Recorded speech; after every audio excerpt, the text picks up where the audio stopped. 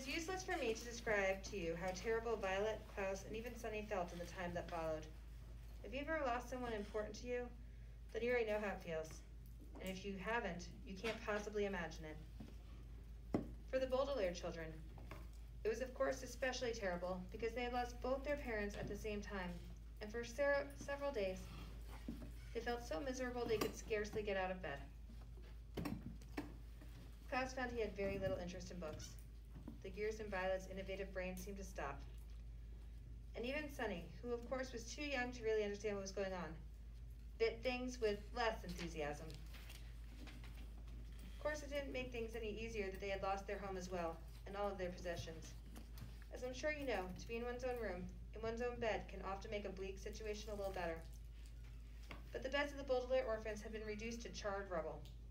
Mr. Poe had taken them to the remains of the Baudelaire mansion to see if anything had been unharmed. And it was terrible. Violet's microscope had fused together in the heat of the fire. Klaus's favorite pen had turned to ash, and all of Sunny's teething rings had melted. Here and there, the children could see traces of the enormous home they had loved. Fragments of their grand piano, an elegant bottle in which Mr. Baudelaire kept brandy, the scorched cushion on the window seat where their mother liked to sit and read. Their home destroyed, the Baudelaires had to recuperate from their terrible loss in the Poe household, which was not at all agreeable. Mr. Poe was scarcely home. He was very busy attending to the Baudelaire's affairs, and when he was home, he was coughing so much he could barely have a conversation. Mrs. Poe purchased clothing for the orphans that was in grotesque colors and itched, and the two Poe children, Edgar and Albert, were loud, obnoxious boys with whom the Baudelaires had to share a tiny room that smelled of some sort of ghastly flower. But even given the surroundings, the children had mixed feelings when over a dull dinner of boiled chicken, boiled potatoes, and blanched. The word blanched here means boiled string beans. Mr. Poe announced that they were to leave his household in the next morning. Good, said Albert, who had a piece of potato stuck between his teeth. Now we can get our rooms back. I'm tired of sharing it. Violet and Klaus are always moping around, and they're never any fun. And the baby bites, Edgar said, tossing a chicken bone to the floor as if he were an animal in a zoo and not the son of a well-respected member of the banking community. Where will we go? Violet asked nervously. Mr. Poe opened his mouth to say something, but erupted into a brief fit of coughing. I have made arrangements, he said finally, for you to be raised by a distant relative of yours who lives on the other side of town. His name is Count Olaf. Violet, Klaus, and Sunny looked at one another, unsure of what to think. On one hand, they didn't want to live with the Poes any longer. On the other hand, they had never heard of Count Olaf and didn't know what he would be like. Your parents' will, Mr. Poe said, instructs that you be raised in the most convenient way possible. Here in the city, you'll be used to your surroundings, and this Count Olaf is the only relative who lives within the urban limits. Klaus thought this over for a minute, as he swallowed a chewy bit of bean. But our parents never mentioned Count Olaf to us. Just how is he related to us exactly? Mr. Poe sighed and looked down at Sunny, who was biting a fork and listening closely. He's either a third cousin 4 times removed or a fourth cousin 3 times removed. He is not your closest relative on the family tree, but he is the closest geographically. That's why. If he lives in the city, Violet said. Why didn't our parents ever invite him over? Possibly because he was very busy, Mr. Poe said. He's an actor by trade, and often travels around the world with various theater companies. I thought he was a count, Klaus said. He's a count and an actor, Mr. Poe said.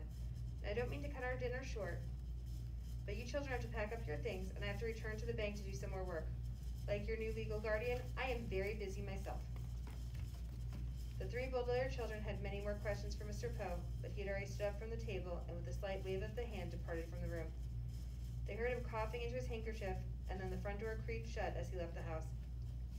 Well, Mrs. Poe said, you 3 had better start packing. Edgar, Albert, please help me clear the table. The Baudelaire orphans went to the bedroom and glumly packed their few belongings. Klaus looked distastefully at each ugly shirt Mrs. Poe had bought for him as he folded them and put them into a small suitcase. Violet looked around at the cramped, smelly room in which they had been living, and Sunny crawled around solemnly, biting each of Edgar and Albert's shoes, leaving small teeth marks in each one, so she would not be forgotten. From time to time, the Baudelaire children looked at one another, but with their future such a mystery, they could think of nothing to say. At bedtime, they tossed and turned all night, scarcely getting any sleep between the loud snoring of Edgar and Albert and their own worried thoughts. Finally, Mr. Poe knocked on the door and snuck his head into the bedroom. "Rise and shine, Baudelaires," he said. "It's time for you to go to Count Olaf's." Violet looked around the crowded bedroom, even though she didn't like it. She felt very nervous about leaving. "Do we have to? Right this moment?" she asked. Mr. Poe opened his mouth to speak, but he had to cough a few times before he began. "Yes, you do. I'm dropping you off on my way to the bank, so we need to leave as soon as possible. Please get out of bed and get dressed," he said briskly. The word briskly here means quickly, so as to get the Baudelaire children to leave the house. The Baudelaire children left the house. Mr. Poe's automobile rumbled along the cobblestone streets of the city toward the neighborhood where Count Olaf lived. They passed horse-drawn carriages and motorcycles along Doldrum Drive. They passed the Fickle Fountain, an elaborately carved monument that occasionally spat out water in which young children played.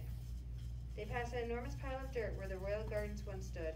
Before too long, Mr. Poe drove his car down a narrow alley lined with the houses made of pale brick, and stopped halfway down the block. "Here we are," Mr. Poe said in a voice undoubtedly meant to be cheerful.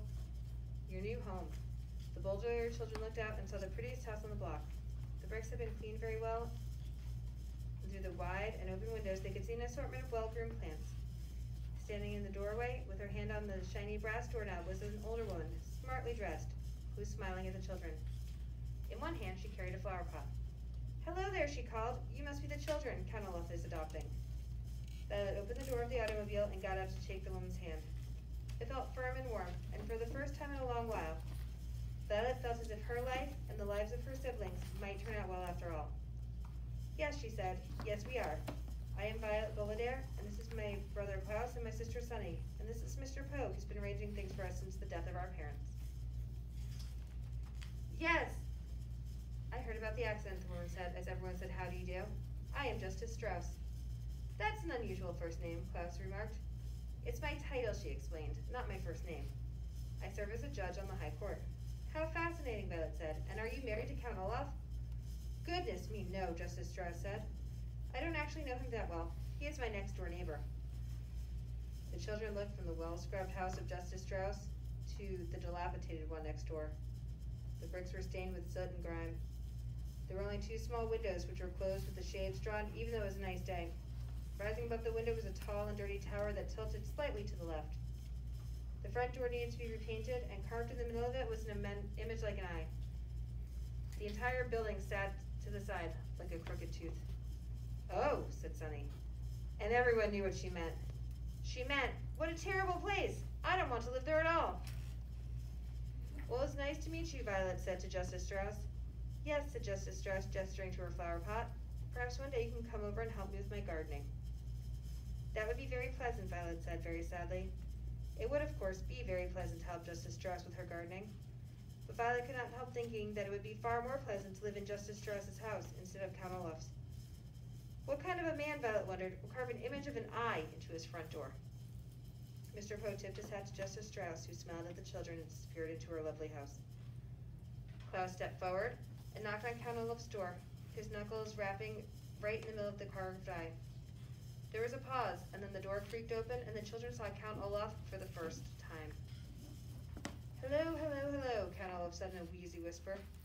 He was very tall and very thin, dressed in a gray suit that had many dark stains on it. His face was unshaven, and rather than two eyebrows like most human beings have, he just had one long one. His eyes were very, very shiny, which made him look both hungry and angry. "Hello, my children. Please step into your new home and wipe your feet outside so no mud gets indoors." As they stepped into the house, Mr. Poe behind them, the Baudelaire orphans realized what a ridiculous thing Count Olaf had just said. The room in which they found themselves was the dirtiest they'd ever seen, and a little bit of mud from the outdoors wouldn't have made a bit of difference. Even by the dim light of one of the bare light bulbs that hung from the ceiling, the three children could see that everything in this room was filthy, from the stuffed head of a lion, which was nailed to the wall, to the bowl of apple cores, which sat on a small wooden table. Klaus willed himself not to cry as he looked around. "This room looks like it needs a little work," Mr. Poe said, peering around in the gloom. "I realize that my humble home isn't as fancy as the Baudelaire mansion," Count Olaf said. "But perhaps with a bit of your money we could fix it up a little bit nicer."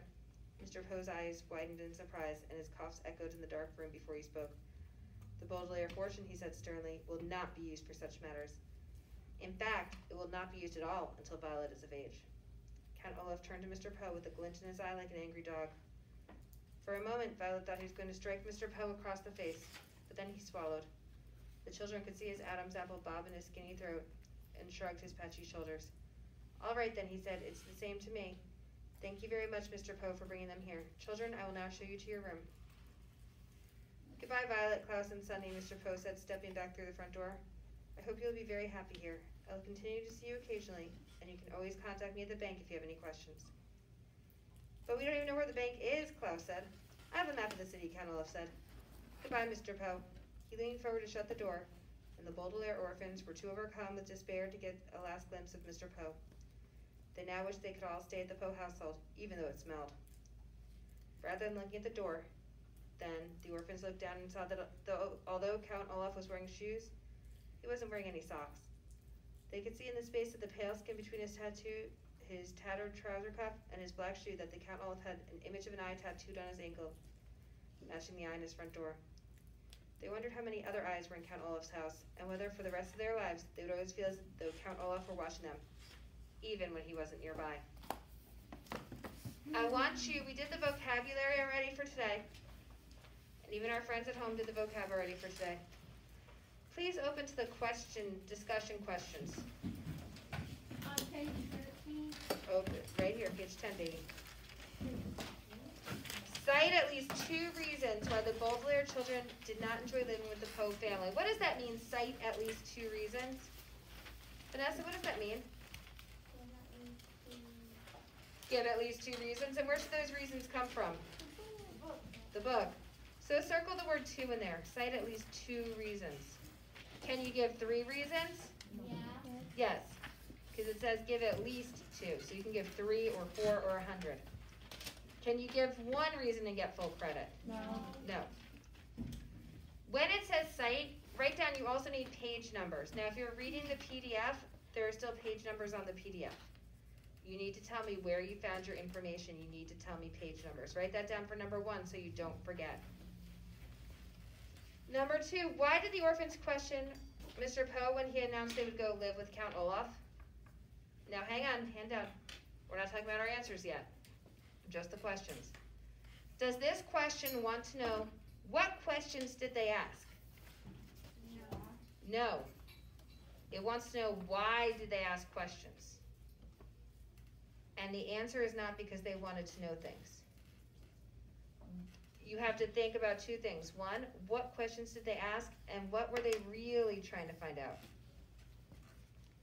3, compare and contrast the houses of Justice Strauss and Count Olaf. This is very important. When it says compare and contrast, that means that something is the same and some things are different. You need to say the things that are the same and the things that are different. You can't just say the things that are different, or you can't just say the things that are the same. You need to do that and, both.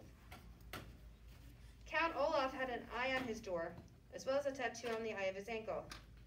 What do you believe is the meaning or purpose of the eye? Now remember, for those of you who have read it already, you need to go back and use the information from these chapters as best you can. The chapters don't tell us what the meaning is, so you have to actually think for this question. Everybody put your pencil down. We're going to cut the video real quick.